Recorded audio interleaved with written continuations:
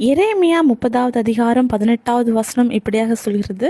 கர்த்தர் சொல்கிறது என்னவென்றால், இதோ நான் யாக்கோபுடைய கூடாரங்களின் சிறையிருப்பை திருப்பி அவன் வாசஸ்தலங்களுக்கு இரக்கம் செய்வேன். நகரம் தன் மண்மேட்டின் மேல் கட்டப்பட்டு அரண்மனை முன் போல நிலைப்படும். இன்னைக்கு ஏசப்பா உங்களுக்கு இரக்கம் செய்ய போறாரு. ஏதோ ஒரு சிறையிருப்புக்குள்ளாடி நீங்க இருக்கிறீங்க.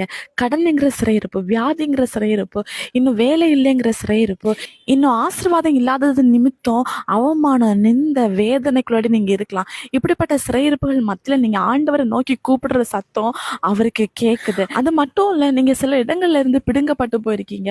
உங்களோட சந்தோஷம், சமாதானங்கள் கொள்ளையாடப்பட்டிருக்கு. இப்படி பல வகை நாள் நீங்க பாதிக்கப்பட்டு சிரமைப்பட்டு ஆண்டோடைய சமூகத்துல கண்ணீரோட நீங்க இருக்கிறீங்கல்ல.